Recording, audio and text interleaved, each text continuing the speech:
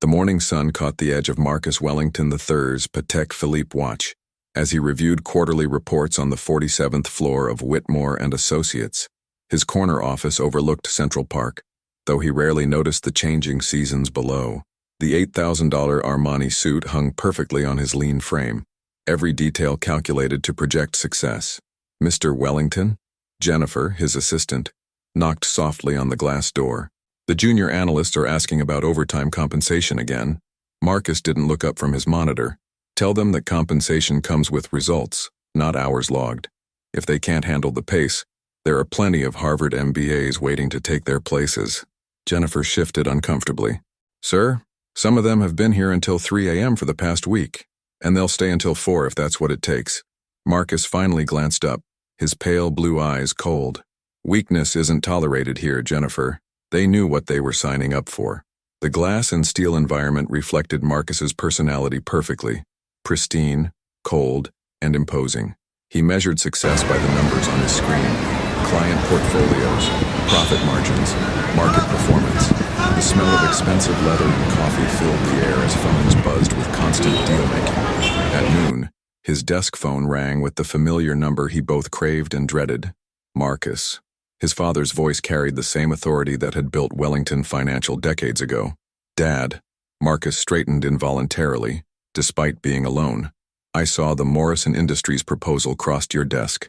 That's small potatoes, son.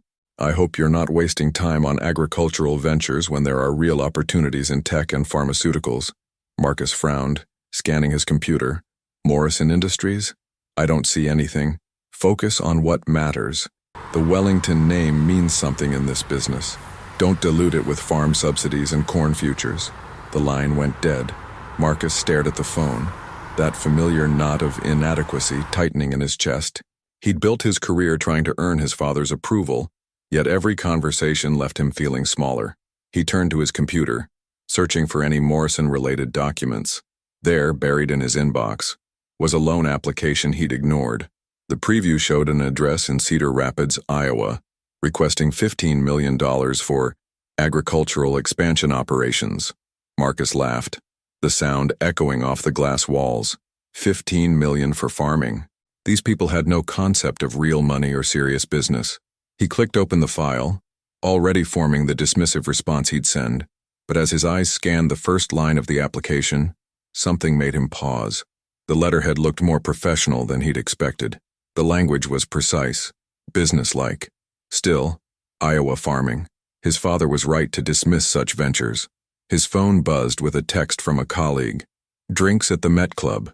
Need to celebrate closing the Peterson deal." Marcus glanced back at the loan application on his screen. Maybe he'd make this more interesting than a simple rejection email. These farmers needed to understand their place in the real world of finance.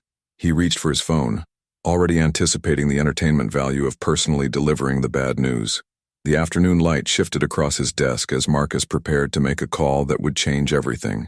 Marcus dialed the number on the application, leaning back in his leather chair as his colleagues drifted over from their desks. Word had spread quickly about the Iowa farmer wanting millions, and they gathered like vultures sensing entertainment. "Morrison Enterprises. This is Hank." The voice was steady, professional, with a slight Midwestern accent. "Mr. Morrison, this is Marcus Wellington III from Whitmore and Associates in Manhattan. I'm calling about your loan application." "Ah, yes. Thank you for getting back to me so quickly." Marcus grinned at his audience. "Well, I have to say, your request is quite ambitious. $15 million for agricultural expansion. That's more than most Fortune 500 companies request for major acquisitions." A pause. "I understand it's a significant amount." "Significant?" Marcus almost laughed. "Mr. Morrison, do you understand what $15 million means in the real world? That's not corn and soybeans money. That's serious investment capital for serious businesses." His colleagues smirked, settling in for the show. Johnson from Mergers and Acquisitions mouthed champagne dreams while Thompson from Private Equity pretended to wipe away tears of laughter. "I appreciate your perspective, Mr. Wellington," Hank said calmly. "And I'm sure you see many requests that seem unrealistic. Unrealistic doesn't begin to cover it." Marcus was warming up now, playing to his audience.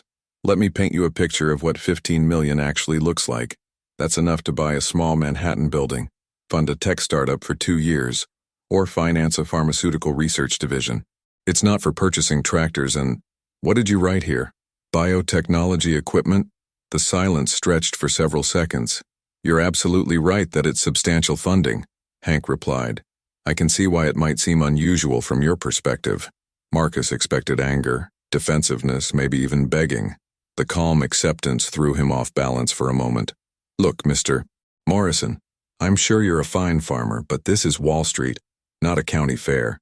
We deal with sophisticated investments, complex financial instruments, global markets. Agricultural ventures simply don't operate at this level. I understand completely, Hank said. Thank you for taking the time to explain your position. I appreciate you calling personally instead of just sending a rejection letter. The gracious response deflated Marcus's momentum slightly. He'd expected to demolish the man's confidence, but Hank sounded almost grateful. Well, yes. I thought it was important you understand why this won't work. You've been very clear. Thank you again for your time, Mr. Wellington. Have a good day. The line went dead. Marcus stared at the phone, feeling strangely unsatisfied. His colleagues applauded, but their laughter seemed forced now. Handled that like a pro, Johnson said. But something in his tone had shifted. Marcus tried to recapture his earlier confidence. These people need to understand the difference between real business and playing farm. Yet as his colleagues dispersed, Marcus found himself staring at the loan application still open on his screen. Something about Hank Morrison's calm dignity nagged at him. Though he couldn't pinpoint why, he minimized the window and reached for his coat. The Metropolitan Club was waiting, and he had a story to tell. 3 weeks later, Sarah Chen stood before the junior analyst team in conference room B, her laptop connected to the wall-mounted screen. The Morrison Farms logo appeared behind her as she began her presentation. I've been researching Morrison Enterprises, Sarah said, clicking to the next slide. Their agricultural operations move some interesting numbers in Midwest agribusiness. The revenue streams are more diversified than typical farming operations. Marcus walked into the conference room mid-presentation, coffee in hand. What's this about? Sarah's been looking into that Iowa farmer you called, Johnson explained. The one with the ridiculous loan request. Marcus set his coffee down harder than necessary. Sarah, why are you wasting research hours on rejected applications? Sarah's cheeks flushed, but she continued. Sir, I think we might have overlooked something important. Morrison Enterprises has expanded operations across 6 states in the past 5 years, and they're subsidiary companies. Subsidiary companies. Marcus's voice carried across the room. It's a farm, Sarah. They might own a few tractors and some grain silos. This isn't Goldman Sachs. Nervous laughter rippled through the room. Sarah's jaw tightened. With respect, sir, the financial footprint suggests otherwise. If we look at the commodity trading volume alone, enough. Marcus's tone was final. I don't want to see another minute of billable time wasted on agricultural fantasies. Focus on real investments. Sarah closed her laptop, humiliation burning in her chest as her colleagues avoided eye contact. But later that night, Marcus found himself alone in his penthouse, laptop glowing in the darkness as he typed Morrison Enterprises, Iowa, into Google. The sparse results frustrated him more than he wanted to admit. 2 weeks later, Marcus reluctantly boarded a flight to Chicago for the annual Midwest Agribusiness Conference. Whitmore and Associates needed to expand their rural investment portfolio. Though Marcus considered the assignment beneath his usual clientele, McCormick Place buzzed with unfamiliar energy. The smell of barbecue from food trucks mixed with discussions about commodity futures and sustainable farming practices. Marcus felt conspicuous in his $5,000 Tom Ford suit among attendees wearing practical clothing and work boots. He nursed an overpriced coffee near the exhibition hall entrance, scanning the crowd with barely concealed disdain. These people discussed million-dollar deals while looking like they'd stepped off a tractor. The disconnect bothered him more than he expected. Then he spotted a familiar figure across the hall. Hank Morrison stood near a John Deere display, wearing a simple flannel shirt and worn leather boots. Marcus expected to feel vindicated. Here was proof of the man's rural simplicity. Instead, his confidence wavered as he watched. Business executives in expensive suits approached Hank with obvious respect. Marcus recognized some faces from financial magazines, regional directors from Cargill, executives from ADM, people who managed billion-dollar agricultural portfolios. They weren't patronizing Hank or tolerating him out of politeness. They sought him out, listened intently to his words, took notes on their phones. One executive laughed at something Hank said, the genuine laughter of equals sharing an inside joke. Marcus gripped his coffee tighter, watching from a distance as his carefully constructed assumptions began to crack. At the conference bar that evening, Marcus positioned himself near a group of Cargill executives, pretending to check his phone while straining to hear their conversation. Morrison's drought-resistant corn seeds could be a complete paradigm shift, one executive said, swirling his bourbon. Climate change is devastating traditional agriculture, but Hank's research division has cracked something revolutionary. Marcus's hand trembled slightly as he gripped his own glass. The preliminary trials in Nebraska showed 40% better yield in drought conditions. Another voice added, we're talking about transforming agriculture in affected regions worldwide. This isn't just American farming. This is global food security. What's the investment timeline? A third executive asked. Morrison Enterprises is looking at 8 figures for the next phase. Patents are pending, but the early indicators suggest we're looking at a complete game changer for sustainable farming. Marcus felt the blood drain from his face. 8 figures. Tens of millions. Hank deliberately keeps a low profile. The first executive continued. No flashy offices, no corporate grandstanding, just results. That's why most people underestimate what he's built. The conversation turned to technical details about genetic markers and soil composition, but Marcus had stopped listening. His bourbon sat untouched as the weight of his catastrophic error settled over him. That night in his hotel room, he stared at Chicago's skyline through floor-to-ceiling windows, city lights blurring as he contemplated how fundamentally wrong he'd been about success, about substance, about everything that actually mattered. As Marcus lingered near the hotel elevator, processing what he'd overheard, a familiar voice made him freeze. You're Marcus Wellington from Whitmore and Associates, aren't you? He turned to find Hank Morrison approaching with a warm smile, no trace of anger or resentment from their phone conversation. Yes. Marcus's usual confidence evaporated. I thought I recognized you from the conference materials. Hank extended his hand.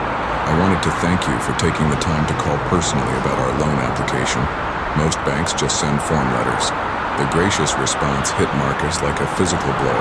He'd expected confrontation, accusations, anything but gratitude. Mr. Morrison, if you're interested in understanding what we do at Morrison Enterprises, you're welcome to visit our operations in Iowa, Hank continued. Sometimes it's easier to appreciate a business when you see it firsthand. Marcus stared, speechless. The invitation was delivered with the same dignity Hank had shown during their phone call, making Marcus's previous cruelty seem even more inexcusable. That's very generous of you. No pressure at all. The offer stands whenever you might be interested. Hank smiled again. Have a good evening, Mr. Wellington. Later, Marcus called Sarah from his room, ostensibly to check on the research, but maybe seeking a link, and he shifted out of it. I found more information about Morrison Enterprises, Sarah said, her voice carrying an invitation mixed with concern. Marcus, I think we need to talk when we get home. Back in New York, Sarah worked through them, her desk loaded the only light in the empty office. Legal documents, financial reports, and academic publications spread across her workspace as she pieced together the Morrison puzzle. Her discoveries shattered every assumption. Henry Morrison had graduated summa cum laude from Harvard Business School and held a master's degree in agricultural biotechnology from Stanford. His wife, Martha Morrison, was a former economics professor at the University of Iowa, who now managed a family foundation providing agricultural education scholarships. Morrison Enterprises operated through a complex network of subsidiaries spanning food processing, renewable energy, biotechnology research, and sustainable farming equipment manufacturing. Annual revenue exceeded $800 million, with operations across 12 states. But the most shocking revelation came at 3 a.m., when Sarah cross-referenced Morrison's subsidiaries with Whitmore and Associates on client list. Her hand shook as she highlighted match after match. Morrison owned companies they'd been providing services to for years.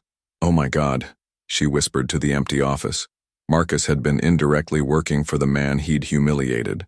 Sarah compiled everything into a comprehensive report, her excitement at the detective work warring with anxiety about Marcus's reaction.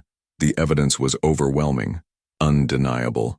Morrison Enterprises wasn't just legitimate, it was more successful than most companies Whitmore and Associates represented. As dawn broke over Manhattan, Sarah printed the final page, knowing this information would change everything. In his office overlooking Central Park, Marcus reviewed Sarah's comprehensive report while she sat across from his desk. The morning sun streamed through the windows, but Marcus felt like he was entering a dark tunnel. Harvard Business School, summa cum laude, he read aloud, his voice hollow. Stanford master's degree, $800 million in annual revenue. Sarah watched his face transform as he absorbed each revelation. Marcus, there's more. Look at page 12. The subsidiary cross-references hit him like a physical blow. Morrison-owned companies filled 3 pages of Whitmore and Associates' client roster. He'd been providing services to Hank Morrison's empire for years, collecting fees while remaining completely ignorant of the connection. He could buy our entire firm 3 times over, Marcus whispered. His carefully constructed self-image crumbled as he realized his expertise in evaluating businesses was fundamentally flawed. Every assumption, every judgment, every moment of condescending confidence had been built on ignorance. Marcus canceled his afternoon meetings and spent hours staring out at the park, watching people walk their dogs and push strollers. Had he wasted his entire adult life chasing the wrong definition of success? Sarah remained silent, offering neither comfort nor judgment, just presence as her boss confronted the magnitude of his error. When Marcus finally spoke, his voice was barely a whisper. "Book me a flight to Cedar Rapids." Marcus's flight to Cedar Rapids felt like a journey to his own execution. The small regional airport, with its modest terminal and genuinely friendly staff, represented everything he'd spent his career dismissing as insignificant. Renting a practical sedan instead of his usual luxury vehicle, he drove through Iowa's rolling farmland. The silence and endless space unsettled him after Manhattan's constant noise and motion. Every mile deeper into agricultural territory felt like traveling backward through his own assumptions about success. Morrison Enterprises at headquarters appeared as a traditional family farm, modest farmhouse, red barns, and grain silos that seemed to mock his expectations of corporate offices and glass towers. Marcus sat in the rental car for 20 minutes, engine running, air conditioning fighting the humid Iowa heat. This was his darkest moment. Not just the fear of professional embarrassment, but the deeper terror of confronting how wrong he'd been about everything that mattered. His phone buzzed with messages from New York colleagues wondering where he was, but their concerns felt impossibly distant. The vast Iowa sky stretched endlessly above him, making him feel exposed and small. In Manhattan, buildings provided boundaries, structure, predictability. Here, the horizon seemed infinite, offering no place to hide from the truth he'd been avoiding. When he finally turned off the engine, the sudden silence was deafening. Somewhere in those modest buildings was a man who'd shown him more grace than he deserved. Martha Morrison answered the farmhouse door with a warm smile that caught Marcus completely off guard. She was expecting him.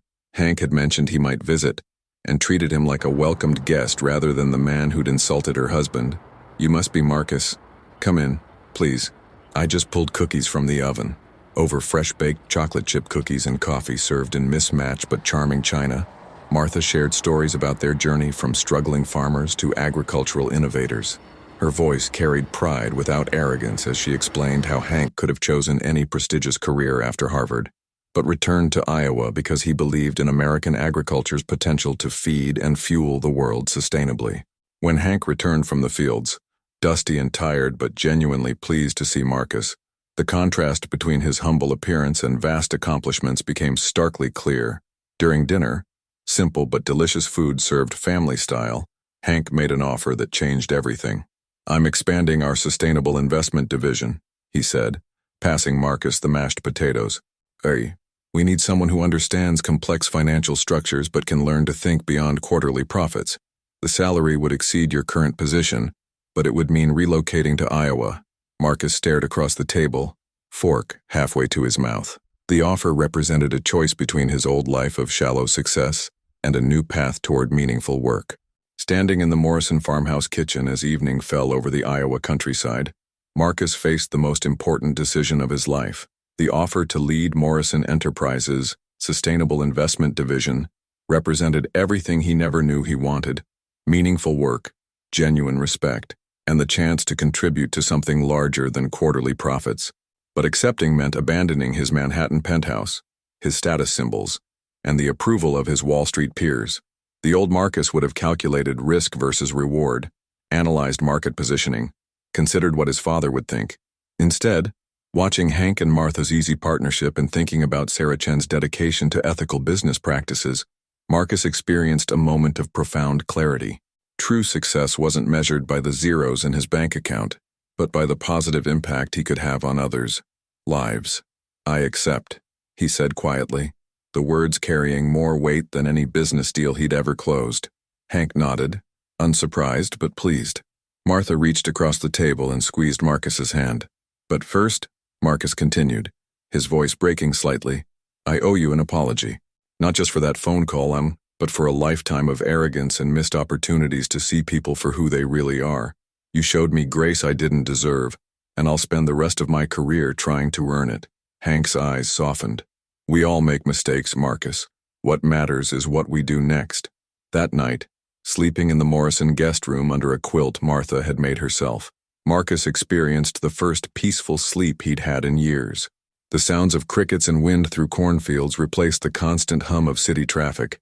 For the first time in his adult life, he fell asleep without calculating tomorrow's profits or worrying about his father's approval. The man who had mocked a farmer's dreams was gone. In his place lay someone ready to help build them. 6 months later, Marcus had settled into his new role as Director of Sustainable Investment Solutions for Morrison Enterprises. His small office in downtown Cedar Rapids overlooked the Cedar River rather than Central Park, but he found the view more satisfying than any Manhattan skyline. Sarah Chen had joined him as his deputy, bringing her analytical skills and ethical framework to help build investment strategies that genuinely benefited rural communities. Together, they developed financial products that strengthened rather than exploited agricultural operations. Marcus had learned to operate a combine harvester, gained the trust of local farmers through patient listening and genuine respect, and discovered that calloused hands from honest work felt better than manicured nails from pushing paper. His relationship with his father remained strained. Marcus Wellington, Jr. considered his son's career change a betrayal of family legacy, but Marcus had found peace with choosing his own definition of success. Martha Morrison had become the mother figure he never had, teaching him to find satisfaction in Sunday dinners and community gatherings rather than exclusive club memberships. Hank had evolved from victim to mentor to friend, showing Marcus that true leadership meant serving others rather than dominating them. On this particular evening, Marcus stood before a packed rural community center, presenting a sustainable agriculture investment plan to 24 local farming families. The room smelled of coffee and homemade pie, a far cry from the sterile conference rooms of his past. "This isn't about maximum returns," Marcus explained, clicking to his next slide. "It's about long-term community benefit. When we invest in soil health and water conservation, we're not just improving yields. We're building a legacy for your children and grandchildren." An elderly farmer in the front row raised his hand. "What's your fee structure, son?" Marcus smiled. "Our success is measured by your success, Mr. Henderson. We profit when you profit, but more importantly, we all succeed when the community thrives." Applause filled the small room, genuine and warm. Marcus looked out at the faces before him, weathered hands that worked the soil, eyes that understood the value of patience and persistence, people who measured wealth by the health of their land and families. He'd finally found his true calling, not as a master of the universe extracting maximum value, but as a servant of the common good, measuring success by the prosperity he helped create for others rather than what he could accumulate for himself. The boy who'd once sought his father's approval through ruthless ambition had become a man who earned respect through humble service. As the families filed out, discussing plans and possibilities, Marcus realized this was what winning actually looked like.